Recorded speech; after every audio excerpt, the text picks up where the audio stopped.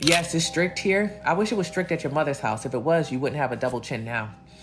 This is my real home. Everything that we're doing is at home. This is my amazing kitchen, which is the set. Yes, we actually are in my real kitchen, in my real house. This is not a set. This is where I really live. This is my papa. Hi, JJ. This is my nana. A specific group of New York City influencers that attend these events. I'm telling you, they are not nice people. Hey y'all, welcome back to my channel. My name is Amaya and welcome back to Amaya's Unsolicited Opinions. In today's video, I'm going to be talking about why it is that we're so obsessed with Mean Girls. The three people that I will be studying for today's case study is going to be Tony Fine, the New York influencer drama, and the Hailey Bieber vs. Selena Gomez drama. So let's get right into the video. I'm not going to say who it is, but I will provide you of things that I've witnessed going to these events with these people. So I went to a rare beauty event last year. Literally, we're looking at other girls like this. Like, I wish I was exaggerating, but I'm not. At that event, I saw my favorite creator, Monet McMichael. Monet, I love you! I saw her and I knew that I wanted to talk to her. Doing so, I rushed over to where she was. I accidentally bumped one of those girls. I was like, oh my god, I'm so sorry. This girl turned around, looked at me, looked at her designer bag, and looked back up at me. Literally went like this. And my jaw was on the floor. In my head, I was like, you are an influencer, you are not famous. There is a big, big, big difference. And I've been to other events with them, witnessed them just straight up be rude to other people. Specifically, people that are literally coming up to tell them they love them and they love their content. Their vibe is just really cocky and uninterested. So the first thing I will be addressing is why Mean Girls are so appealing and why do we love them. And number one, this is always going to be the foundation. It's because they speak with confidence. I'm 210 pounds. What should I do? You should eat less. 5 meals a day is gluttonous? No, you are. You're the one walking around with a double chin and only eating 1 meal a day. They're charismatic and they have something that you want. Prime example would be Tony Fine. She's a wellness, lifestyle, and fitness influencer. Over the past couple of months on TikTok, she's been going viral for basically calling people big back and fat and saying they need to put, you know, the chicken nuggets down and the Chick-fil-A down and pick up broccoli because, you know, it's time to lock in. It's time to get your summer body. And in a lot of her messaging, she'll basically be like, because you don't want to be a big back, you want to be a slim back. You need to be drinking water. You need to be taking Ozempic because your back is so big. And it's just like a person that sees a person past what they have and a person past that facade of that cool girl facade that society gets so entranced in, looks at that and goes, what the hell? Like, that's how I look at some of the content where it's like, it's almost like it's a red pill woman type of. Get up, Harry. Harry, get your fat ass out of the couch. You're gonna vote for Trump today, Harry. They know I'm a big boss, got a big boss in this bitch. A lot of red pill men content, they'll be like, get your fat ass off your couch and get up right now. Babe, that may be motivational, especially when they add that little music behind it. If you cannot handle working 8 hours a week, then coming home, taking care of everything you're supposed to take care of at home, while I chase my rap career, how can you call yourself a support system? What are you supporting? But if somebody said that to you in real life, I don't know about you, we might have to post up.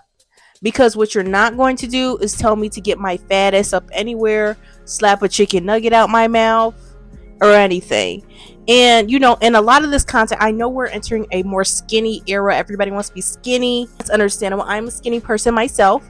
A lot more plus size or more curvier women's comments, or women, or even women who have BBLs, specifically bad ones. Pop, pop, pop, pop, pop, pop. We go pop, pop, pop, pop, pop, pop. Is you gangster? Is you G or is you not? I got questions. Is you street? Do you pop? People will be in the comments talking about how you need to go watch Tony Fine's videos because you need to get motivated. It's like, babe, people can be happy with the bodies they have. And then modern day pop culture examples of this is Regina George. Regina's like the Barbie doll I never had. I'd never seen anybody so glamorous. And Blair Waldorf from Gossip Girl. Both of these characters are heavily reliant upon being hot women with money, in class, in hierarchy. I think of people who have power in social circles. They gain this power influence from a number of things. It can be from the money that their parents have, or maybe the way they dress, or the way they carry themselves, or they've given themselves some sort of authority that makes people listen to them and makes them be persuasive. But if we peel back the layers and look at the surface of it, most mean girls, especially in media, are just women who understand how the world works, and instead of working against it, they make it work for them.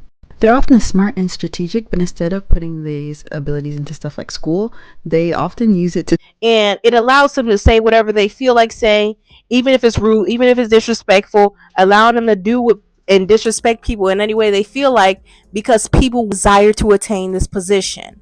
It also delves into the cool girl illusion. Hailey Bieber is up. There's 5 reasons why I love Hailey Bieber. First of all, number 1, she married 10-year-old me's literal dream boyfriend, okay? She married one of my favorite music artists ever in the whole entire world. So good on her for that. Number 2, Love Road, period. That's all I have to say. That those lip peptide treatments, chef's kiss. Number 3, the clean girl aesthetic. She owns that, okay? She owns it. She can never have a bad day. Number 4, her street style, her style in general, phenomenal, okay? I have clothes and pictures of her pinned from before she became Hailey Bieber, okay? When she was Hailey Baldwin, okay? Prime time example of that. Before this one, brand Road came out and a lot of her products came out, and she got married to Justin Bieber. She was branded as this cool girl. She was around. All of the girlies were obsessed with everything that she's doing. Now that it's 2025 and it's coming out that she's been a stalker. That 19-year-old body shape anymore. I'm not 19 anymore. Hailey Bieber just posted this to her IG story, a photo of her younger self, and she wrote, "Hugging this little girl extra tight." I don't know if she wrote that because maybe she's going through a hard time, seeing as how she's kind of been dragged the past few weeks, but we cannot ignore that this was Selena Gomez's post 3 days ago. A photo of her younger self. Yeah, maybe just another coincidence. And her relationship with Justin Bieber is not looking too well. People now want to look at this woman and say, she's not cool for real. She's a lame. She's a copycat.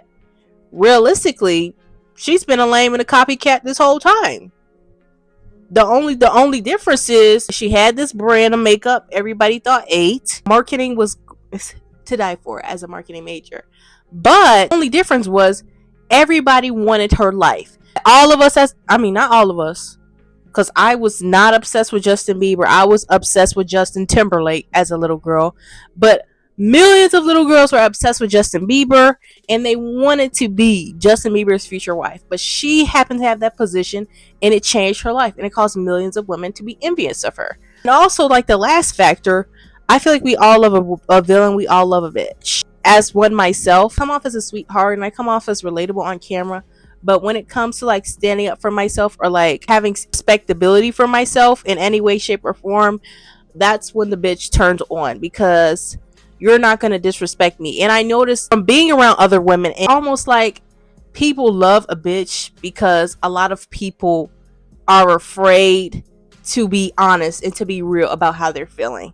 That's what I would consider a bitch. But when it comes to like a villain, babe, nobody loves a villain. You're just rude every day. Like you just wake up and want to ruin somebody's life every day. No, nobody loves a villain like that. As far as like the New York City influencer drama and how that ties into this video, I thought it was very significant to note that, you know, this girl on TikTok that basically said all New York City influencers are boring, and she was basically only referring to like skinny white women that are like in Manhattan and in the suburbs of New York, because it didn't seem like she was watching a very diverse.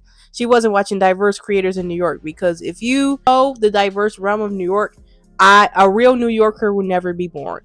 A real Chicagoan will never be boring. Anybody that's a real person that's from that real city, they're never going to be boring. There's always going to be a story. Due to her statement, a lot of these New York City influencers that created the content that she said was boring got on the internet and started basically saying, who are you, and this and that, and I would never have anything to say about somebody's life I would never want to have. It caused a lot of their huge followings, because a lot of these girls had millions of followers, to go and attack this girl and basically say, who are you? Not a lot of girls aren't talking about is from this is the only reason that you're attacking that girl for calling their content boring is because you want their life. That's the only reason. If you did not want their life, if they were not skinny, if they didn't go to Pilates every morning, if they didn't have access to influencers events and hot men, you wouldn't want their life. My interaction with you heavily relies upon how you are as a human being. And what you've seen from these New York City influencers is that, somebody making a comment, somebody making a criticism, instead of moving past that and creating better content, they go and hate on that person because they have less followers. No, baby, you're supposed to take that critique and improve your content because your fans are saying it's boring. Your fans are saying it's lackluster. There's only so many times you can go to Pilates and yoga and do the same routine every morning and do the same things every day. I mean, eventually it's going to get boring. And a lot of us girls are going to have to really put our mind to it and just, look past what somebody has that you want. Like, do I like you? Like, are you worth being liked? Like, what are your morals? What are your values? How do you treat people? Who do you respect? Who don't you respect? I feel like that's a lot of things that we have to consider. Lastly, I also feel like we defend these women is because there's a pick-me effect. A lot of girls think that if you defend a woman for long enough, you're eventually going to be picked by her to join her team as you do on her squad. Babe, if somebody's rude and somebody's disrespectful, it does not matter how much class they have. It does not matter how much authority they have. They're never going to like you. You're just going to be in a group with a girl that's going to have all this class and these opportunities. And eventually you're going to turn mean too. Eventually those same people that were hanging out with you before and that same family is going to be like, wow, who is this beast? Who is this beast? Why is she so rude? Why is she so mad for? Why anytime she's outside, a woman is walking past, she has something to say. What I've noticed from a lot of these mean girls is they cannot let anybody exist. And for them to be so mean, it also ties in with insecurity. Because for you to get so mean and so rude and so upset about another person's existence is weird to me. Like those girls that are on the internet, like, put that makeup down and put the eyeliner down and put the lip liner down, and then you click on their profile and it's like, who are you? Do you see how you look? Are you cool? Like, you think you look like you're the hottest person on this earth, and you're telling me to put this lip liner down, but your lips is non-existent and your hair is falling off the bone, and you feel like you have something to say about somebody. I noticed that us as girls, a lot of us do not be checking ourselves, because a lot of us walk around and our besties are like, oh, you're cute, you're this and that. And a lot of people allow this mean girl behavior. But babe, Adriana Lima's not mean. What's your favorite underwear for men? Nothing. Behind the scenes. Hi, good morning. How you doing? What's the secret? How have you lasted this long and how have you kept on? And you don't look like her. So you might want to humble yourself a little bit. You know what I'm saying? And then I also think this delves into like this stan culture and this internalized misogyny. I feel like a lot of women, because these pick-me women are so obsessed with men that they would vote for their rights away, as we see. But due to society teaching us this internalized misogyny at such a young age on how other women should look, how other women should act, how we should act, it causes a lot of drama within this female hierarchy of other women policing how other women should look, act, talk, and exist. And that, if you want to watch my last video, it's basically talking about how ugly women are just not allowed to exist. And there's no such thing as an ugly woman. Your hair can be falling off the bone, your lips could be falling off the bone, but are you a nice human being? Because personally, for me, I could look aside that. Like, one thing about it, I don't care what the girls on the internet are saying. I'm just friends with people for the aesthetics.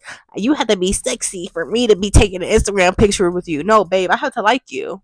I don't care who I'm taking a picture with. It's not like I have to just be hanging. Oh, you have to look like Adriana Lima for me to hang around you. Like, you have to look like Tyra Banks. You have to look like Naomi Campbell. Like, girl, You don't look like Tyra Banks. That was it for this video. If you liked it, like, comment, subscribe. Comment down your own opinions in the comment section on how you feel about this topic. And follow my other channels and my social media. And have a beautiful day.